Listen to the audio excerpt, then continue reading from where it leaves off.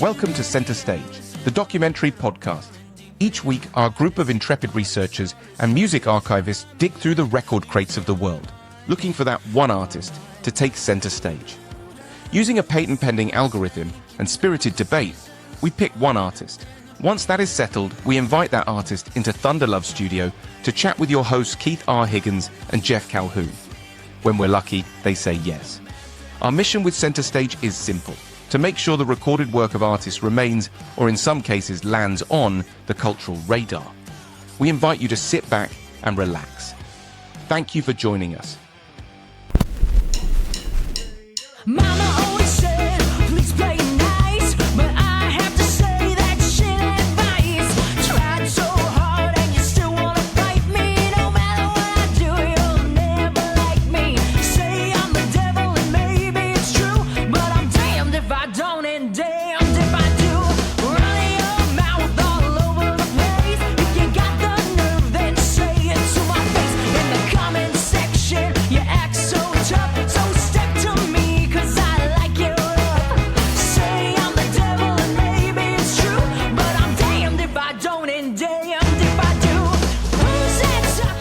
Jeff and I were lucky to host Talina and Mike from Bite Me Bambi the other day.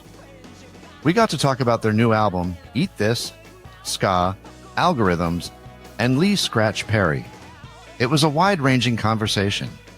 They were both gracious with their time and stories. We're thankful they made time to swing by for a chat. Here is our conversation with Talina and Mike of Bite Me Bambi.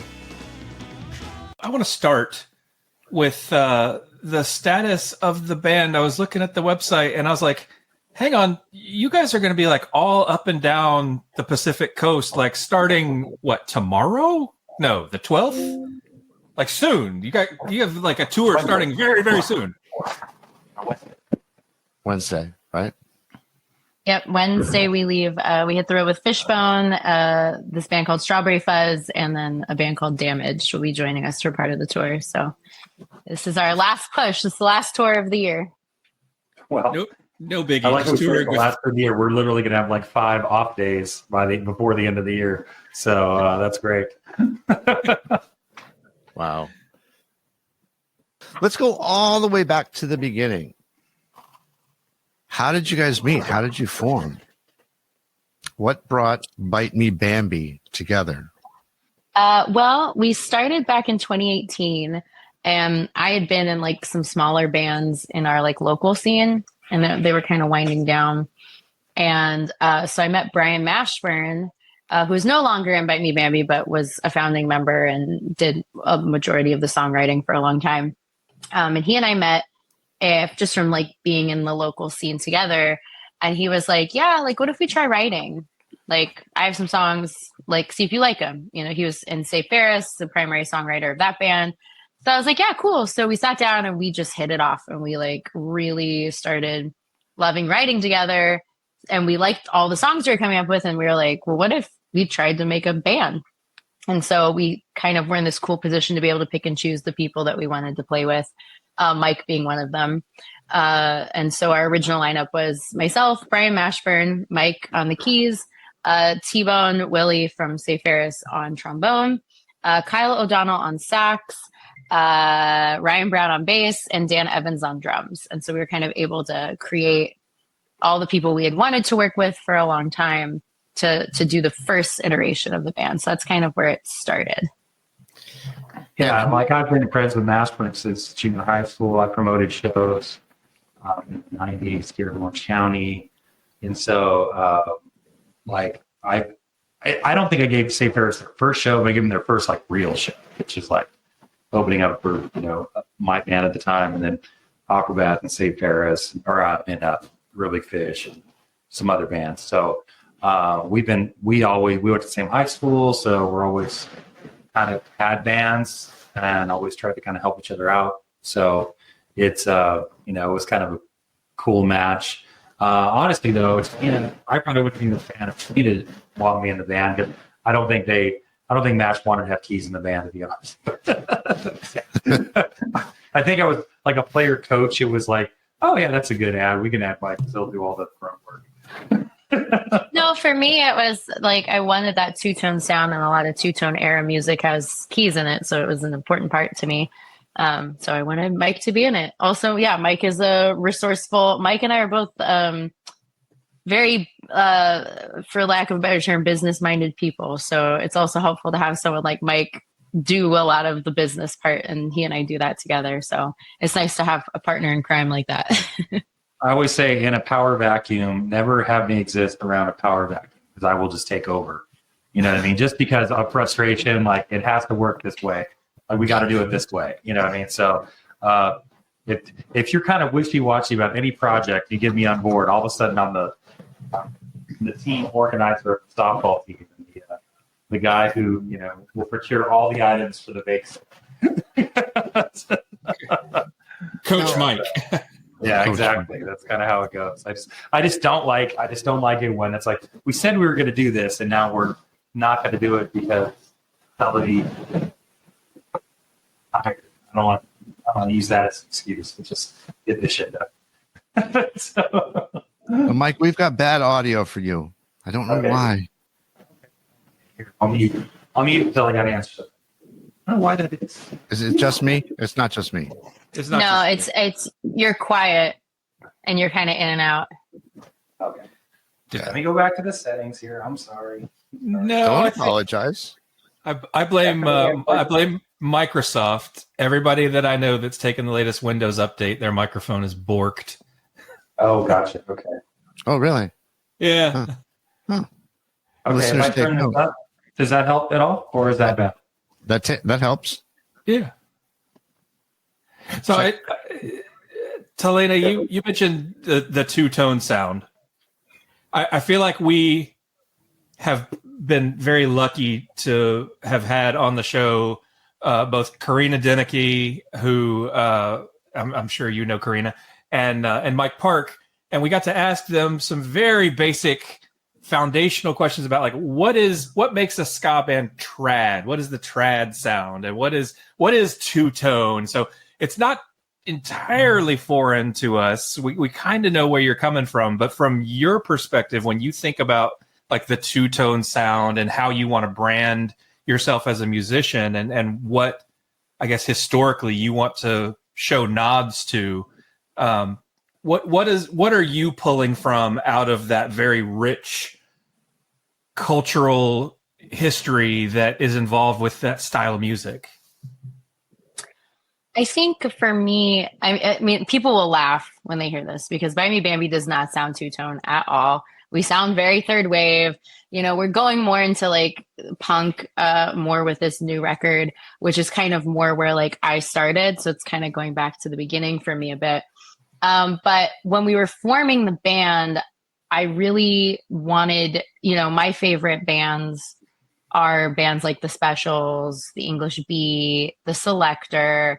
Like that's the ska that resonates with me the most, for political reasons, for sonic reasons. And also I'm a really big fan of like Rocksteady, but that wasn't what we were doing. So I wanted to have sort of these nods, like keys are a really important part of that sound, in my opinion. Things like that to sort of, and I always tried to push us musically in a little bit of a darker, more aggressive way, but I didn't always get the vote on that one. But now I think, Mike and I talked about this a lot lately, but on this new record, Eat This, that we have that's coming out, you can order the record now, plug. But if you want to listen to it on like streaming services, it comes out early next year on Valentine's Day. But we finally were like, you know what? We're going to stop trying to put it all in a box. Like we're going to say what we want to say. We're going to make the music we want to make. And so that was pulling from things like more punk, more two-tone. Dancehall Crashers, you mentioned Karina, is a huge influence on me. Jason from Dancehall Crashers actually co-wrote one of the songs on this record, which was a dream for me. So we're trying to like lean into the things that we like instead of going like, oh, what do people want? Right? Like we get in this hamster wheel of Spotify listens and like how many people are streaming and Instagram likes, and it starts to just feel like it's sucking the joy out of the art we are making. And so Mike and I and Edgar and other members of our band were just like, let's make something we're really proud of. Showing there's some older tracks that had not been released on a record yet of like, this is where we started. And now we have songs like Too Many People that hasn't come out yet. Times Square, Hollywood Boulevard, Tokyo, everywhere we go, everywhere we be, they're just freaks. There's just too many of these suckers all around me. I don't know if I can stand the pressure.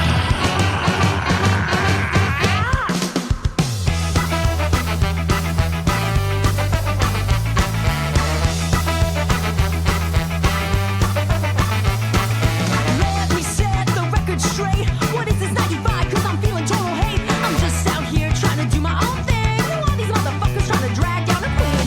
All this shit talking, it's never stopping. Bitter little pills, man, I'm sorry you're flopping. I'm wanting opinions about my life. Anxiety's a bitch and it's got me feeling like too many people running around my brain. Too many people driving me insane. Too many people using up my lines. Too many people wasting all my time. Too many people. Too many people. Too many people. Too many, too many, too many, too many. Out with the old and in with the new. That's right, this song's about you. Out with the old and in with the new. That's right, this song's about you. This is who we are. Like, we're not apologizing. We're not mincing words. Like, this is how we feel. This is who we are. And that feels like really good to be able to do that. Does that answer your question? Sorry, I feel like I... Yeah. Or was your question a little more technical, of like what makes a traditional band? What makes a rhythmic band? I think that unless you would rhythm, it would be, traditional ska bands, or it's a marked difference in the tempo of the play. So, and that's just my perspective. We clearly, the reason why two-tone is so awesome, I think people love it so much, is that with the direction behind it. It's the uncanny. It exists the time that it exists, because you need a punk rock to exist for it to really take it. So, I think, I think for me, it's always the tempo. If you go to see a band like the Slackers, they're amazing. Their tempos are a lot more rock stick, a lot slower, and musicianship really stands out a little more. Not to say they're not aggressive, they are, but in their own way. We tend to be a little more up tempo, and I think the new record especially will be much more so. Okay. Is carrying a horn section, is that, I have to imagine that's got to be one of the biggest challenges of maintaining a constant band presence. I mean, it's, how nice would it be to just be a three-piece, right? Oh, yeah. That's always the joke, right? That's a joke. When I look at like Alkaline Trio, where Blink, I'm like, you know what, Blink-182 is so successful. Three dudes makes that work. Because they can get in the van and they can go anywhere. They've got limited gear. Like, they can just go. So there's a saying in ska music: anything divided by 7 is 0. So, yeah. Anything divided by 7 is 0. Yeah, Yep. it's hard. It's hard to make math work, right? So Yeah. and it's just, I think it's just, and Selena, you can add whatever you like, but I know what she's going to say about this. It's just members, right? It's just having extra guys. It doesn't matter what they play. One could play the kazoo, and one could juggle. Like, I think one of the most impressive things about the Mighty Mighty Boss Tones, they have a member that just dances. That's amazing. How do you get these dudes, and you pay everybody, and you get this guy who just dances? That's awesome. Good for you. I can't work that out. And he's an equally paid member of the band. That is very well known in the community, that he is paid evenly, the same as everybody else. And let's be real, only has the one signature move, right? It's just sideways. It's forward back. It's, Yeah, but he does it really well. he does. It's Yeah, it works. Hey. It's surprisingly complex. It's hard. Trust me. Well, and I think kind of at least how Bite Me Bambi is now, we're more of like a collective of players. We have people in and out all the time that we love playing with. And then, the people that we're writing with is always changing and I think makes the project alive, which is cool. So yeah, sometimes we have two horns and sometimes we have one horn. And on this last run of shows, it was really long. It was 30 days and Mike had some stuff he had to do at home. So we didn't have keys for like 4 shows or whatever, and it happens. But I feel like the heart of the music is the same. The message we're trying to get across is the same. The energy we're bringing is the same. I remember looking at one of our bass players, Sparka. I got to use his stage name, Sparka, on this last tour. And he was like, oh, we don't have Mike. Like, we're missing people. Like, what are we going to do? And I was like, you and I are going to freaking hold it down. Like, go crazy. Be the most you. Take up all the space today because we have space to take up. And he came out and killed it, right? Like, and then the show is totally different and unique. And those people in San Francisco at Bottom of the Hill that day saw a version of Bite Me Bambi that like no one else may ever see, because it was just like Ray and I had all the space to take up. And so we took it up and we like rocked, and it was so fun.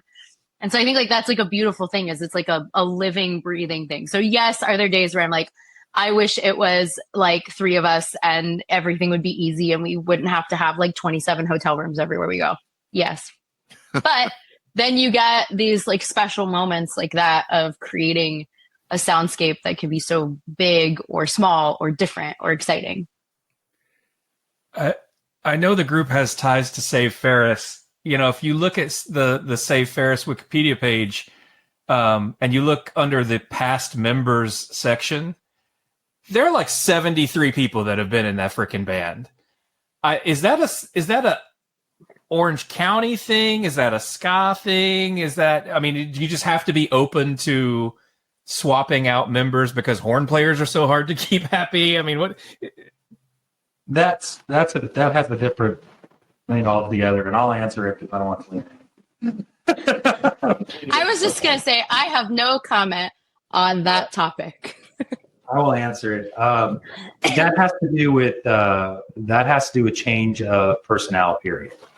Right. So there's the singer takes over and it's her project, and now there's different guys, and so she's a different guys for different tours, different seasons. So she may have a whole different band, the year after, next year that you might have this year. I'm not saying that's bad at all, but that explains your question. That's why there's so many members that are there. So that's I don't think it's an Orange County thing per se. I was in a band with 5 members for almost 10 years. No Doubt hasn't changed their members in a long time. I remember it was a big deal when I was kind of coming up in the ska scene, when No Doubt kind of had their horns be separate, which they were always part of the band, So that was the last one I could really think of that shook things up for ska nerds like us, in the 90s. But honestly, I think it's just personality. And as we get older, it's who is available. To be honest, we would love to take everybody, but people have kids and their kids have soccer. Oh, my kid's going to play. I cannot miss, things like that. Selena runs 2 businesses. I run 2 businesses. You think about the collective of what we're responsible for getting people paid, and that's a real responsibility that we have. So it's like we want to make sure that we're everybody kind of contributes as they need to. And it's what's great about it is it gives an opportunity for these players to come in and have their own take on things, and they're all friends, so it's like we just these guys. I know the guy from that band. I think it's like, he's got 2 weeks, he'll do it for 2 weeks. I got another guy, we have Jesse, who plays at the Goodwood Club Scholars in the 90s, and he played with us for the past 10 days, and it was him and I would just talk about growing up and playing music together for as long as we have. So it's a really fun experience, and I think it's a unique experience that we get to have.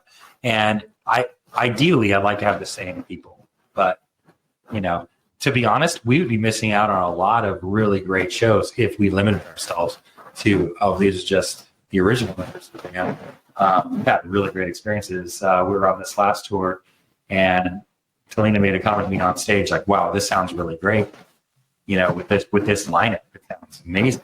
And she was right. Like it's just different, different and amazing. So hopefully we don't have 60 members in the next, few years. I would hope not. But it's kind of part of the cocktail that seems to be working for us right Well, and we're a family first band is what we always say. It's like family first. So like, hey, we had a couple members with kids. Like, hey, if your kid needs you, like, I'm not gonna be like, but ska. Like, no, family first. And that is amongst us too. Like, family first. Like our dynamics and our inner workings between us first. You know, we're not gonna get into a fight and keep it going for whatever reason. Like, we're gonna talk it out. It's always family first, and we consider everybody who comes and plays with us family. Like, it sounds fake and like we're secretly assholes, but I swear, like, it's true. That's how we operate. Yeah, 100%. You know, we want these people to feel, everybody who plays with us, we want them to have a great experience. We want them to want to come. You know what I mean? So I've heard it. We actually had Derek Gibbs from Burley Fish. He played bass with us for a bit. And when he did determine that he was on the road with us, that he was too old to do any of this stuff. He doesn't want to do it anymore, meaning touring, not playing. But he had said to me, somebody else, he'd referred somebody else on a horn or something we needed. And I said, well, what did Derek say? Did you talk to Derek about it and his experience with us? And he said, yeah, rough tour schedule, but a good hang, man. Those guys are really good. So I was like, oh, I'll take it. I'll take that. All right, good. Heck yeah.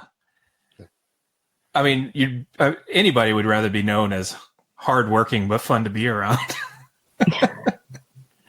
It's you know, we've already mentioned you guys have worked with Dance Hall Crashers. You know, you've had interactions with members of Save Ferris. Does that make the Rolodex in terms of connections and booking and who you can partner with in forming a musical community, does that make it easier or harder?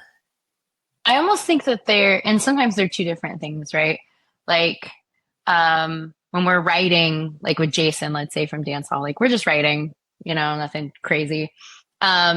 You know, but there are times where like we had Linville from the Specials come on stage and sing Gangsters with us one time. And like that would have never happened if it wasn't for the Rolodex, right? Like you mentioned. So I think it's some of it is related and some of it isn't. But it definitely helps. Like ska it sounds cliche, but ska is kind of a big family. Like we're a subgenre that not a lot of people play. So you kind of know everybody. Everybody kind of shares players a lot of the times, or has been. Like Mike's been in a band with like everybody in Orange County. Like he knows everybody, right? I'm a little younger. I wasn't really in the heyday of the scene, but you know, so you start, I think, yeah, it's making connections, helping people out when you can, you know, like Barstool Preachers on this last tour we just did, their keyboard player couldn't come at the last minute, and it was all hands on deck to try and help them find a keyboard player, and someone from our local scene ended up playing with them. Like, you know, it's that kind of connection and thing like that, which I think is cool. It's cool to help everybody and to get to know everybody from all over the world. I mean, I know musicians and ska bands and all over in tons of different countries. It's a cool thing. Yeah, and I would just say that in terms of the Rolodex, yeah, absolutely. People you can call if you need to. Like you said, Derek, you're on RBF or other guys from different bands. I mean, you know, I played in a band that probably played with a lot of these bands when they were young. You know, so for us to still there. Okay. Yeah. Sorry, we have this tour that we're on antibiotics for. Anyway, but yeah, it definitely helps. And actually, weird booking Bambi at the very beginning. It's a brand new project, and you know, booking agents get hit up all the time, or club promoters get hit up all the time. I just called people and I said, oh yeah, you know, you might have known my band, and you know, they brought up, oh, what's your background? I told them, you know, where I was from and whatever. And they're like, oh my God, I used to see your band in the 90s. Oh my God, I love seeing you guys. And so it's like all these guys that stayed in music are now like, you know, one of the head guys at Live Nation, another guy that books these two clubs, another guy manages this band, and it just kind of helps.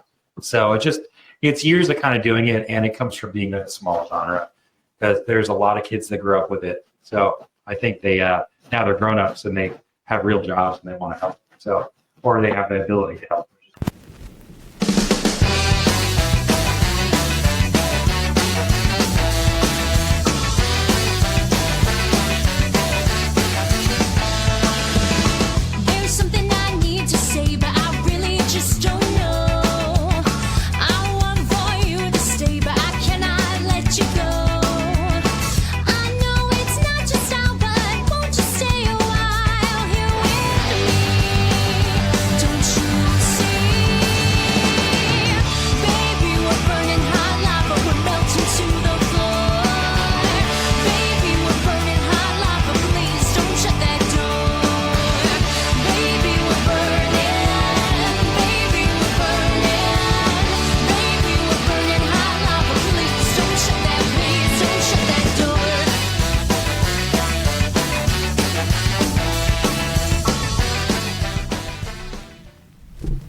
I want to talk a little bit, shift gears a little bit, talk about your marketing strategy, because I think it's really, really interesting the way you guys play YouTube to the hilt.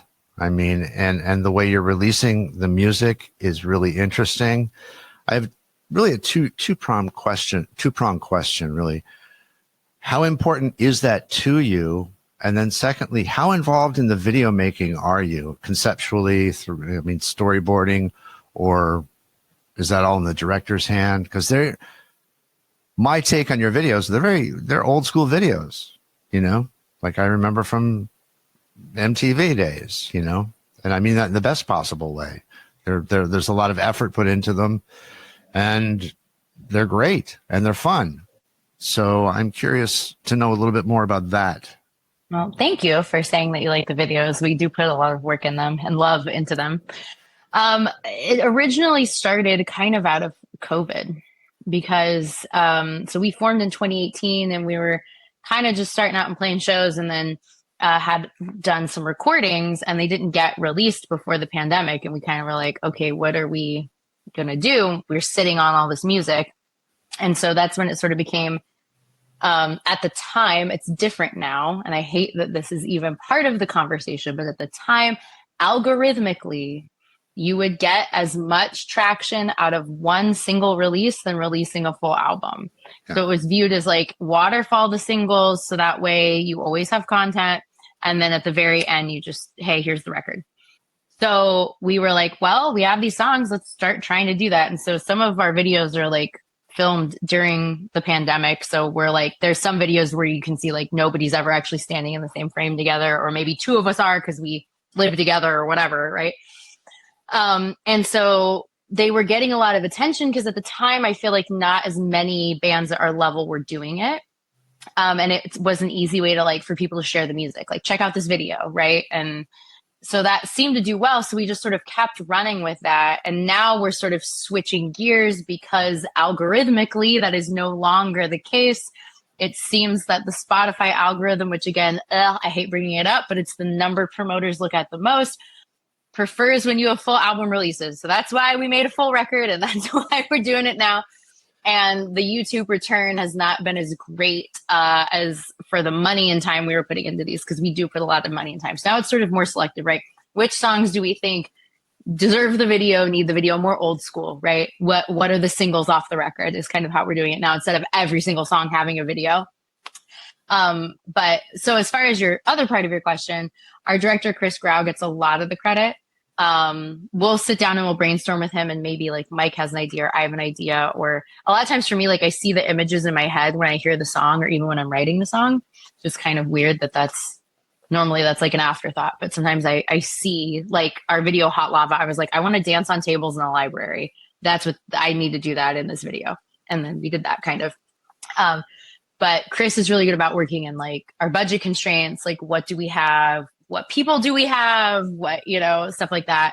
And then we can kind of give our opinions or notes.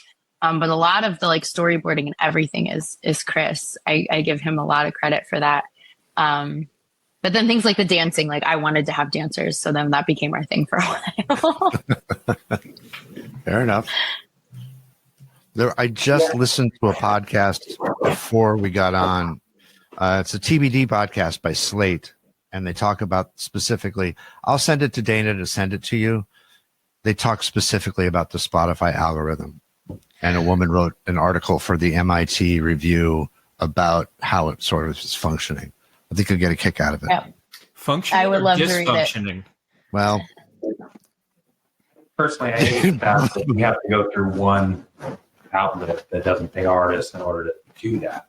In order to get anything out or heard, I think that's wrong. But you can't, the days of Ian Mackay, doing an album for $5 and putting it out prepaid to a record store, kind of over.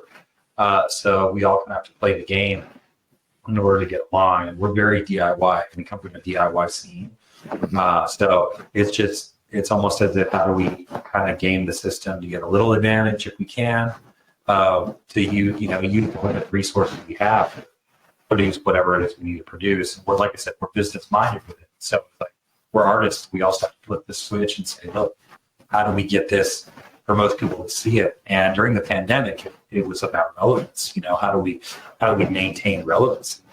And it's for gaming, and which we actually did by releasing content. So it's I hate the fact we have to talk about Spotify algorithms. I cannot stand the fact that we have to talk about that as a band, but it's the nature of the beast. And, you got to pay to play, so to speak. Yeah. Well, and our other metrics, like promoters aren't familiar with them, right? Like we do really well on a streaming platform called Twitch. Not everyone's familiar with Twitch, right? But it's how Bite Me Bambi continues to live, basically, like how the band functions is from support from Twitch and Patreon. And our agent will try to explain to a promoter, like, hey, but Bite Me Bambi has a lot of Twitch followers in X market. But the promoter goes, I don't understand what that means. They don't have enough Spotify listeners for me to care. And that's the thing. To a dog, how many widgets he needs they just look at it like, what? What does that matter?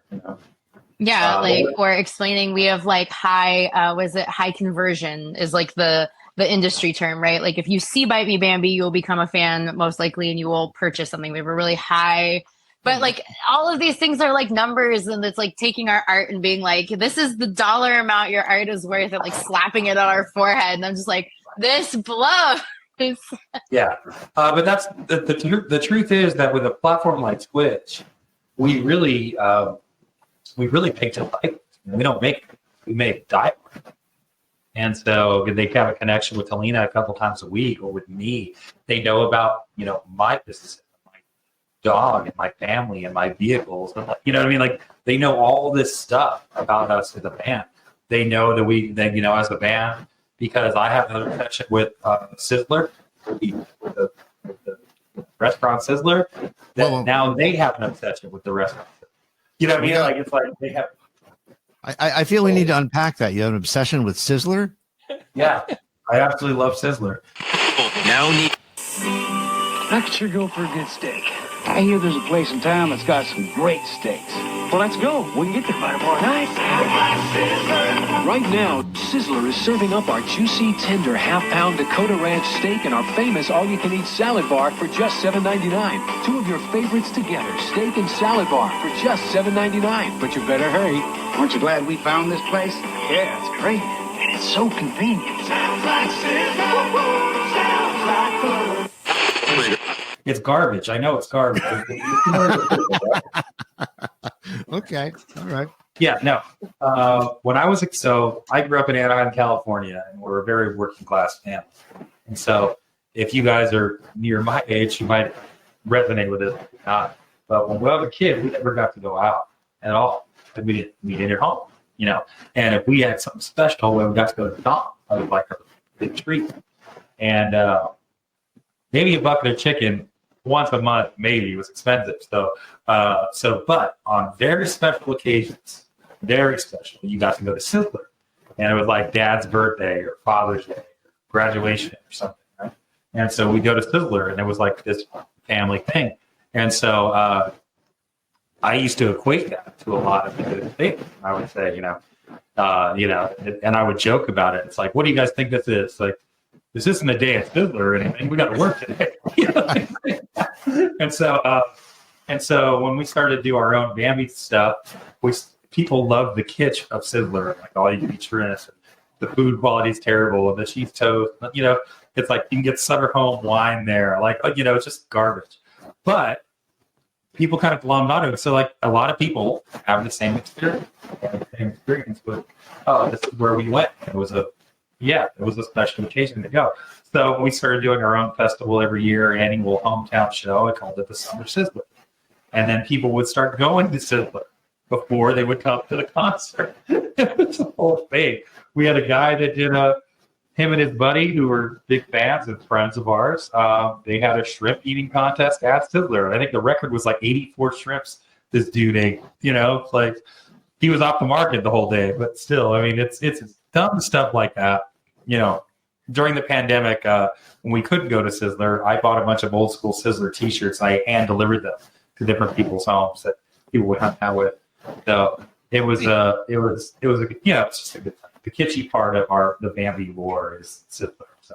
Well, what I see, you guys are marketing people. I see the opportunity for promotion here, sponsorship. I Keith, do too, man. this episode, this episode You of the think we haven't podcast tried brought to you Sizzler by and Sizzler and Smirnoff Ice, and they don't want us at all. Smirnoff is like, we do not appreciate our product being a punishment. I was going to ask you about that. And he's like, I don't think Smirnoff wants their product to be known as a punishment, so they're probably not going to market that. Like, whatever, dude. One of my questions was about Smirnoff Ice. I'm like, did I miss it? Did that have a comeback that I missed? No, we're just dumb. Our first show, someone did it to our bass player, and then we just started doing it to each other all the time. And then, like, we had a meet and greet in Brooklyn, New York on this last tour, and someone who came to the meet and greet, like, iced all of us, and we did it together. Like, it's just, but, like, it's that fun kind of stuff. Like, that's what Twitch breeds, which is kind of what Mike was touching on. Like, things like Twitch and Patreon, where you have so much access to people, like, it breeds these fun, like, community, like, inside jokes and stuff like that. And so we just, like, ran with it for so long. Then finally our management was like, look, you guys are becoming so specific that, like, you're alienating other people. So try to make music for everyone, and Twitch can be Twitch, and we can Smirnoff Ice on Twitch. Let's try to make music for all. Germany is like, why aren't they drinking lemonade? Like, what is but no, we actually somebody iced our bass player, and then shortly after that was around Christmas time. I actually got this really nice box. It was a box of Cabastier box, but it was a Lakers edition box, and I put a big Smirnoff Ice in there, and I gave it to our bass player as like a gift. I'm like, hey, dude, I know you like the Lakers. I don't know if you like cognac, but here, you can have this. And he's like, oh my God, I love it. I'm like, you really got to check out the bottle. And he opened up, we're videotaping it. And he got ice with his 20 ounce. He was so pissed off. He had to drink the whole thing. And then, so yeah, the fans got a hold of it, and so it just became this lore. And now so Ryan gets ice. He used to get iced in every video. We're trying to get away. It's just, first off, Talina gets iced all the time. And now she's got to, like, the girl's back with nothing. Like, she's gonna have to drink 3 ices before she comes stage. Forget it. I had to stop in the pandemic, or like in the pandemic when we were streaming. I used to do it all the time, and I had to stop because I was gaining weight. And I was like, guys, I can either look good or drink all these Smirnoff Ices. Like, we cannot have the same thing. And so I had to stop drinking them because they were making me fat. They hate icing me because I'm 6'4" and huge. So, like, I'll grab one of those and I'll count it. It'll be done in a second. There's like nothing dramatic. So. Wow. All right, so here's the pitch, Keith. As a young child living in Thousand Oaks, California, I went to a Sizzler and ate 9 dozen shrimp on the all-you-can-eat shrimp night. And they told young 9-year-old Jeff Calhoun that I had broken the record previously held by Dallas Cowboys football legend Ed Too Tall Jones. Wow. Of 8 dozen shrimp. So this episode of Center Stage brought to you by Sizzler, for sure. Hosted by the Sizzler shrimp eating champion. We didn't even know. You didn't even know. Didn't even know. You walked right into it. Well, I'll tell you this. If you guys watch, I'm a huge fan of Anthony Bourdain, who isn't. Everybody loves this guy.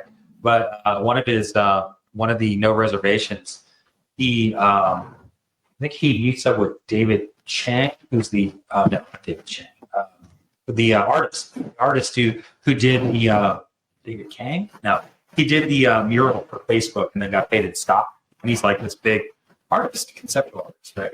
And he goes to Koreatown where he lives, and he's taking him around, taking Anthony Bourdain around Koreatown, and he takes him to some really good bun places, a soju bar. It's great, but then he goes, well, we got to go to Sizzler.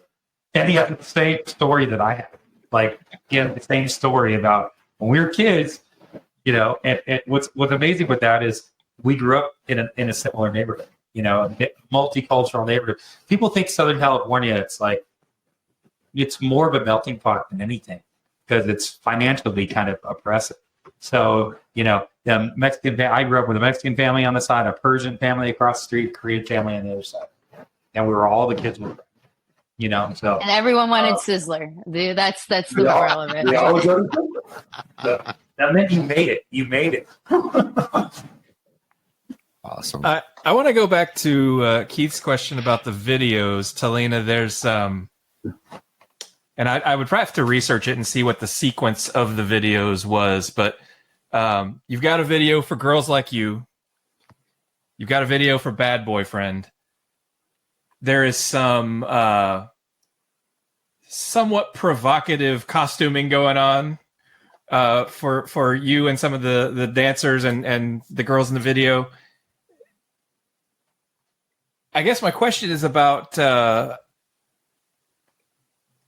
because it's some bondage gear, right? Mm-hmm. Yeah, all hail the almighty algorithm. Yeah. Someone will click off your video within 5 seconds of watching it. And that first 5 seconds is what trains the algorithm of how many people will see your video after that. You know how you get people to watch longer than 5 seconds? You and a hot chick show up in bondage gear. They'll watch longer than 5 seconds. Okay. So, yeah. Tell me Let me write that down. Keith, you are not allowed to promote the podcast in bondage gear, homie. Dude, I don't think you in bondage gear. That's a very My bad. Talina, on the other hand, Jeff and I in bondage gear are the first 5 seconds of the video. It'd be like the race to skip. Like, I would love to tell you, like, I am so empowered in my sexuality and this is important to me to give a message. But you know what? Part of me was like, this will be fun and people will watch it. And there you go. I mean, it's very sexy and it's hard to look away from. Thank you. We try. That is the question is what is the role of sexuality playing for you? Because I Girls Like You, I was like, oh, she likes girls. That's cool. And then Bad Boyfriend, I was like, no, wait, she likes boys. And I found myself very confused about who you are. Well, the truth is I like them all. But Bad Boyfriend was not written about my bad boyfriend. That was written about my friend's bad boyfriend. Girls Like You was written about a girl I was obsessed with, though. But anyway, no, I think so early on, Mike and I had a conversation. And I mean, I'll be honest, like, I like owning my sexuality. I like being sexy. Like, I like it. It's fun. No one's like holding a gun to my head being like, you have to dress like this. Like, no, I do what I want to do. And I like it. It's just the algorithm rewards it, which is also nifty. But Mike and I had a conversation pretty early on in the project of like, you know, in our genre, there isn't a lot of like selling sex. And you know what? Pop stars use it. Like if I'm comfortable doing it, then like maybe that's our thing. Maybe, you know, it ended up in a lot of rumors about me sleeping my way to the top. And I said, if you think this is the top, guys, I could sleep a lot better than this. But it's just like, you know, that was a thing I was cool taking ownership of and using to our advantage. And I like that. Like, I like dressing up and being cute and whatever. And hey, the Instagram algorithm rewards me. Yeah, sometimes, yes. Sometimes I am standing in the desert in a bikini holding an acoustic guitar because the algorithm will reward that. And we need everyone to know that I'm going to UK to play some acoustic shows. Yes, there is something to that. But hey, I'm just working with the tools God gave me, baby. Charisma and a decent looking face. That's what I got. And honestly, from this project, this project, and the way the songs are written, we always say like the songs can be structured any way they want. It could be in a different key or any chord progression or any style, but the come from has to be from her. It has to be her perspective. Otherwise, you find, I always say this with everything. I find this to be true, but if your head and your heart are not in congruity on something, people know it's fake. And so in order for it to be real, it has to be real. So her come from, her opinion, her word choices, her slang, the things that Talina wants, her look, it's all about what her perspective is, that this is her band. If I were in a band with Steve, obviously our perspective might be a little different, you know. So and you know, our head and our heart would be in congruity in a different way. But anytime you find something that does not resonate, that's what people are talking about. That's what, in my perspective, that's what they're talking about. They're talking about they're being duped. And there's that in my dad would say that tunnel has no cheat. Like you can't, there's no reward at the end of that. Like you got to make sure that it's genuine and it's her perspective. So Lena's a bisexual woman. It makes perfect sense for her to feature bisexual themes in her performance. It just, if she chooses to do that. If she wants to talk about chess, she can do that too. But she better love that. Well, you know what it's boy, I'm going to sound like my 13-year-old here. It's giving baddie. You're a baddie, Talina. Like you're leaning into that. I am going for brat. So okay. No, but like it is also important, like, to pay attention. Like I think we're all affected by culture, right? Like that. What I joke about, like it, it's giving brat, right? But this last tour before I went shopping with, Mike's partner, Christina, who does like our social media and stuff. And she's a good friend of mine. We went shopping for like, what am I going to wear on the tour? And I was like, the theme is brat. So she and I are pulling out clothes going, is this brat? Is this brat? Because that's what's going on in the zeitgeist. And we want to be bratty and snotty and like that. We're looking at clothes. Like it really is like, yes, Mike is right. I can't come from a totally inauthentic place and just like do whatever. People will know. And this does come from an authentic place, but we're always being influenced by culture. And there is a lot of thought. Like I think really hard about what I'm going to look like before I get out there, what my outfit's going to be, what am I trying to present, right? This Fishbone tour, I was packing yesterday. I'm like, Fishbone is fun. I want fun, bright colors, tie-dye. How much of that can I get in this short amount of time I have? Let's do that, So there's like a crafting to the whole image. Mike wears a lot of times a suit because he wants to be that guy and look fucking sharp. And he does, like we all think about all of that. It's kind of the whole package, right? And yeah, so we were trying to give bratty and baddie and whatever. And that's, this record is in your face, like punk, I don't care. And that's what we've been trying to give in all the areas, on Instagram, on YouTube, on Twitch, on our clothes, on everything, right? Yeah, I agree. It helps that you're an S tier beauty. I mean, come on. You're too kind. No, that's I don't even know what's it mean. Yeah. Thank you, Mike. Thank you. What is S tier? So I'm really gonna out myself here.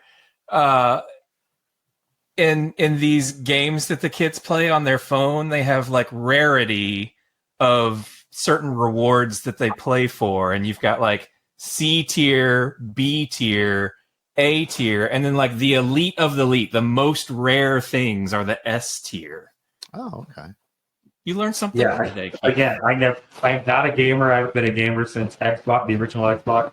So like, I never would have gotten it. But okay, great. Now I know. Now I can start using Mike is too busy sending me weird Furby memes all day long. That's what Mike's doing on the internet.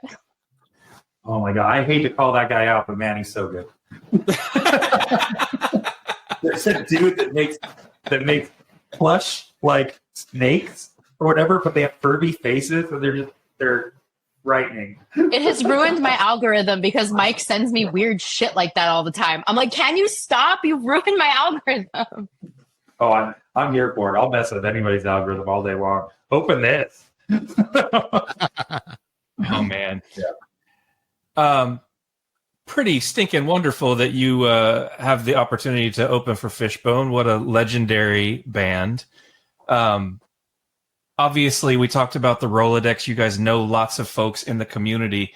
Is there a band that you haven't had the opportunity to share the stage with that maybe is on your wish list? Who is the dream tour with, if you could pick? All time? I know my answer. Yeah, we're yours. Manhattan Transfer. I've got two. Manhattan Transfer. Oh, I have two. One would be, I would love to do anything with Frank Turner. I'm a really big Frank Turner fan. And two would be, I would love to play with Tokyo Ska Paradise Orchestra. Wow. Cool. And like, if I could have anybody in the world, like outside of genre, it would be Mon Laferte. If I could play a show with Mon Laferte, I would die. Wow. That's like way out of genre, out of pocket. Sorry, Mike, go. in genre, I think there's very few we haven't played before. We got a big year coming up with some open stuff we can't really discuss yet, but I like to play. I mean, I obviously like to play with the Interrupters. I'd like to play with who else? I mean, No Doubt would be nice. That'd be amazing. You know what I mean? Like to play. I mean, as a kid, I opened up for No Doubt a couple of times, and it was great. And being from Anaheim, you know, we're from the same place, the same high school. So it's like that would be, these days would be a great dream, you know, for that. You know, and then if it was just my band, I mean, I'd be like, yeah, I want to open up for the Replacements. You know, Victory! Minor Threat or something. I don't know. Fugazi, bro. I don't know what else. Billy Bragg. You know, but anyway, No, Mike, we met Billy Bragg and we both cried. We cannot open for Billy Bragg. yeah, We'll just cry. I know that a very famous merch guy. And if there is such a thing, Matt Frawley, I'll drop his name because it's so great. But Matt Frawley, I just saw him on Saturday at the Aquabats 30-year show. But he you know, he was No Doubt's merch guy in the very beginning, and he's done merch for 311. I mean, all of these huge things, right? Well, most recently, he did merch for Billy Bragg, and so we just happened to mention it passing that we're both big Billy Bragg fans. He goes, I had no idea. I'm selling merch for Billy Bragg on this last tour, and he's playing Punk Rock Bowling when you guys are going to be there. Do you want to meet him? And we're like, yeah, dude, that'd be great. So he plays this after party, and he's like, oh, I'll send you. Be like, come on over. And I'm like, oh, dude, you should see the photo. Both of us are just like. We're both crying. It is the stupidest looking photo. And we're just like, it's an honor. And we go, you're just crying. It's like so embarrassing. That day we played the main stage at Punk Rock Bowling, and we were just like VIP kind of artist area watching it. And I had my head turned because I was literally tearing up at who's singing some of the songs. And I looked behind me and Selena's like hold it together. Anyway, the thousands of drunk punk rock kids were like screaming, they're like, "What's this guy doing here?" And we're like having an existential moment, but whatever. I want to ask you about the connection with Lee Scratch Perry. How did that come up? How did you guys connect, and how did that come to be? So we have a very long-term friend, another connection that we have. Very good friend of ours now, but I've been friends with this guy for 30 years. But this guy, John Halprin, he runs a record label called Stay Free Records. They do a lot of very limited release 7-inch singles. But he also, a day job, he's the head talent buyer for the Glass House, kind of in Pomona, and he's done Coachella before with Paul Tilley, but he also is like kind of like a talent buyer for hire. So if you're doing a festival somewhere, he's one of the short list names guys you could hire to help put together get to wherever you need. Like if you got to have Beyonce, call him. He'll call her people and make the offer. You know. So anyway, John, as a passion project, he does these 7-inch single releases. And he's done them for Crew, which is a Tim Armstrong, Pennywise kind of collab. He's done it for New Order. He's done it for Glenn Matlock, the Sex Pistols. You know, he takes chances on bands essentially that small bands and big bands. And so he called and asked me like, "Hey, I think I have a connection to Lee Scratch Perry. Would you be interested in having him remix one of your songs?" I was like, 100%. I'll pay whatever money he needs me to pay. Like, I'll pay for his time. Whatever we got to do, we'll do it. And so John's like, I got an idea. Why don't we do it for Stay Free, and we'll do a 7-inch, and we'll do Lee Scratch, and then we'll do one of your songs on the other side. And I said, that sounds great. Let's do it. And surprisingly, he did it. We sent him all it took us longer to figure out how to make stems of our song that we were going to send him than it took for him to kind of remix. Like he did it like a week. It was really great. And he sent a video of the remix and stuff. It was really awesome. and it's our song called Crazy.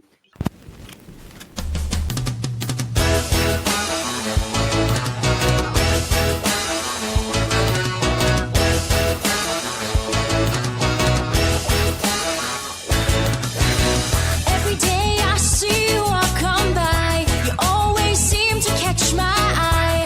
I think you're my kind of guy. That sweet smile and your brown curls that say we take this for a whirl. I think I'm your kind of girl. What can I do so crazy for you?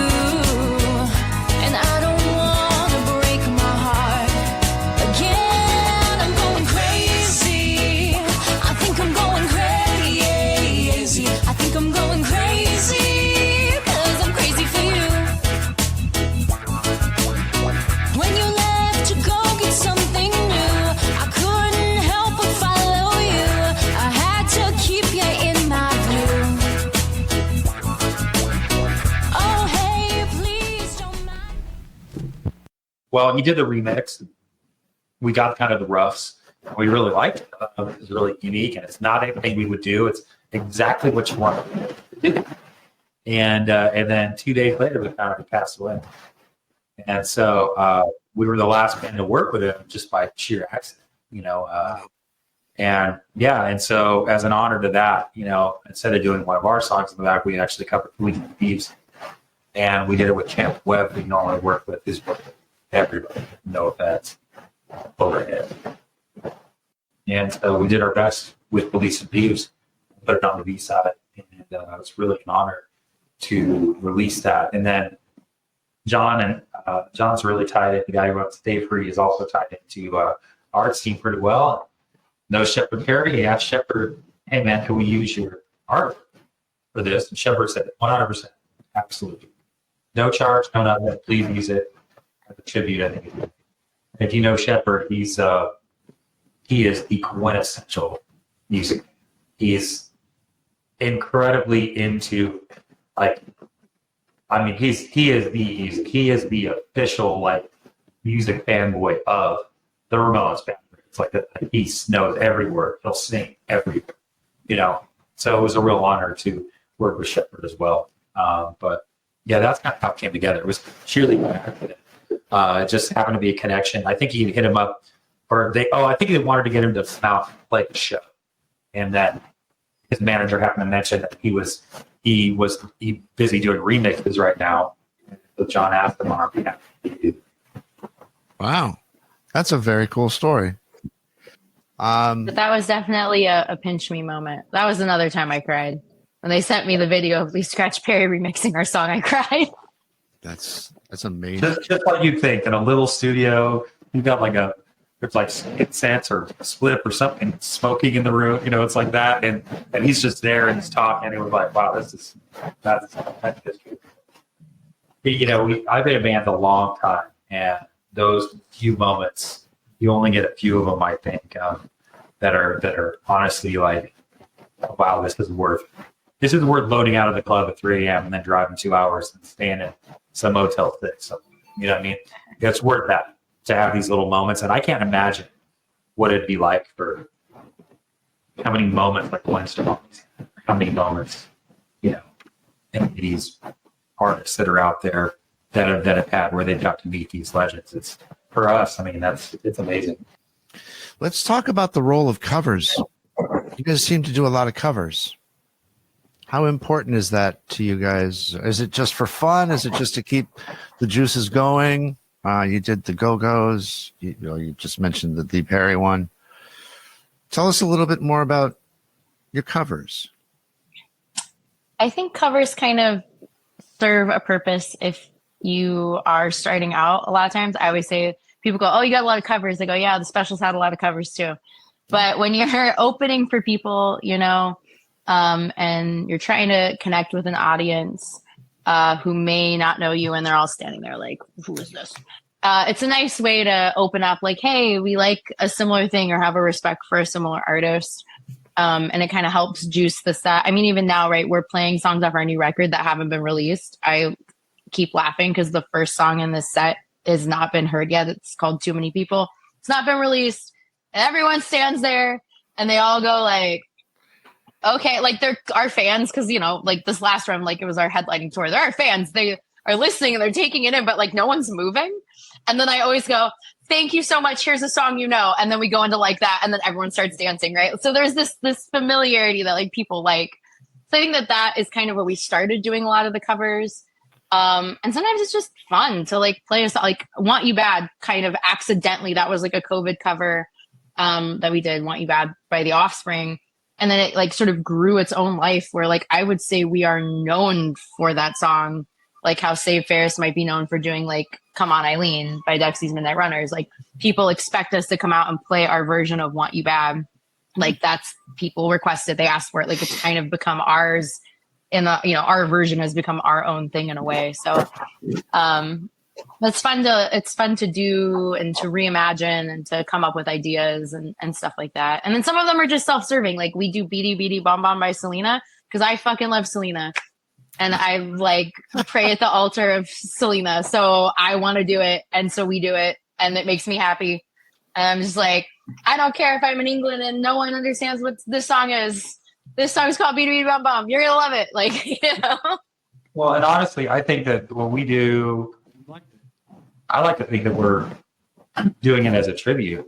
Like, honestly, we were, we were on tour and we were playing a final show. We did a run with the Slackers and Big D and the Kids Table. We were on the East Coast, and we did a final show. We added a date, and we played in Maryland for out in that area, whatever. So we did this final date there, and we always end our show with the special song "Gangsters," and it's like a tribute. For me, I look at that as like, well, it's a tribute to this band that came before, and without this band, our band would not exist. It just wouldn't. Music would be the same. This band was really important. So the day Terry Hall had passed, we were driving home from that gig and finding this hotel in Philly, wherever we were staying. And when we got to the hotel room, we had found out that Terry Hall had passed away, I think from the Specials. And so were we the last band to play at the Special song live, before Terry Hall passed away? It's like that connection is something that I think in this lineage, and how who at our show had never heard of that band, and then they heard it and went, wow, like, who is this? And that's an honor for us, I think, to introduce people that don't know it. And for those who do and can sing along, that's great. People love it, so it's fun. To be honest, I don't know. We have covers that no one's even heard. We have, at one point we were going to cover the Killers, and we had all these different ones. And I think our only rule is we never want to really cover a contemporary of all. Right? So we're not going to show these rough, right? We're not going to cover Less Than Jake, probably, or Really Fish, or whatever. It's just because it's kind of too close and too on the nose. But yeah, if you want to hear a Farfisa play, a lead to a Blur song, hell yeah, and now we're going to do that for you. That's awesome. We are crouching in. We've hit the hour mark. So, Jeffrey, do you have any further thoughts? I do. Did you see Laura Jane Grace fronting Catbite, doing an Operation Ivy set? And is it time for Tim and the original Operation Ivy team to get back together and bring it back? I did see it, and I thought it was really great. I thought Laura Jane Grace would be better at that. Maybe I think maybe Laura Jane Grace should front that band. And we have seen through a charity event we're all involved in. We played last year called Muzak. It's basically it's in this guy Donna Carey. He wrote for The Simpsons and Saturday Night Live and Conan O'Brien and stuff. He's a huge music fan. He has a charity called Muzak, and basically they give acoustic guitars to at-risk youth that are at risk for all different things. But he got his start because he's from Nantucket, and on Nantucket Island, there's either have or have-nots apparently. And I'm with Nantucket. That's what he said. And so there was a pretty large demographic of kids that committed suicide. And so he was giving guitars to kids in youth centers to get something to do, inspire. And so then it spread to Native American reservations and prisons as well. But he has this huge charity, and he reunites all these bands. He reunites bands. So I've seen personally Bill Bragg there. I've seen Norman Donald. I've seen comedians and all these other people that are in his backyard. He just does this for charity to create awareness and money for his charity. And he had Tim and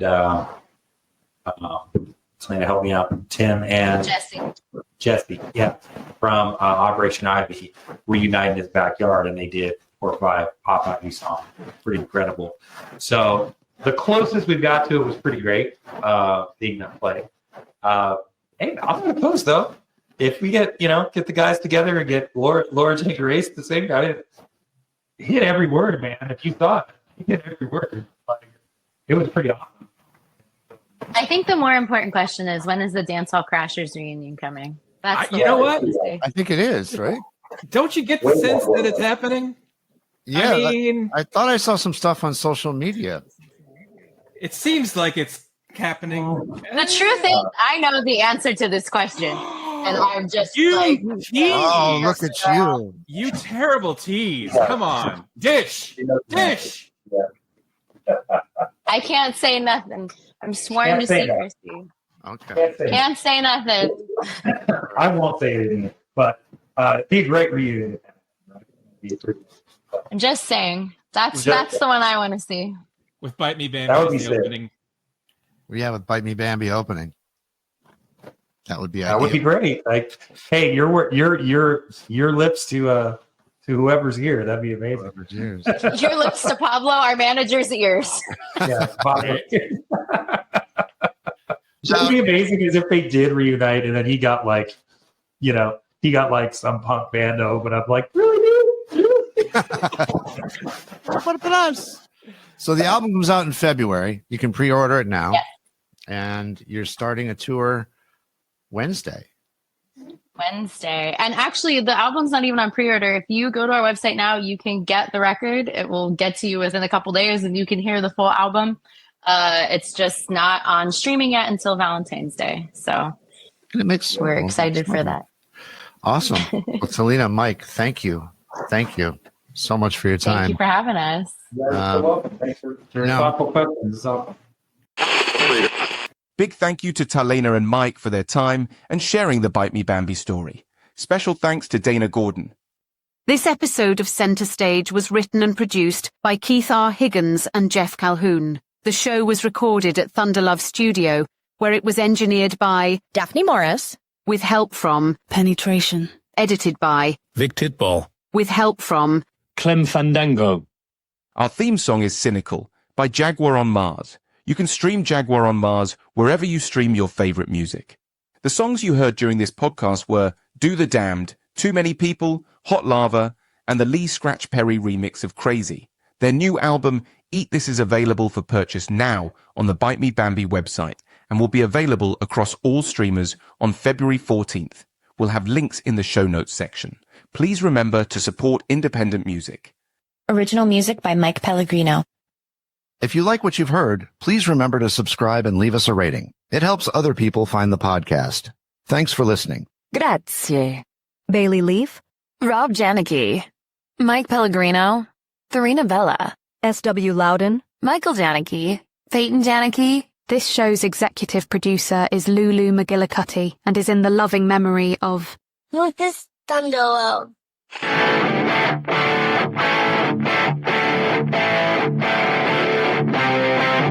And now, until we meet again next time, I remain as always, obediently yours.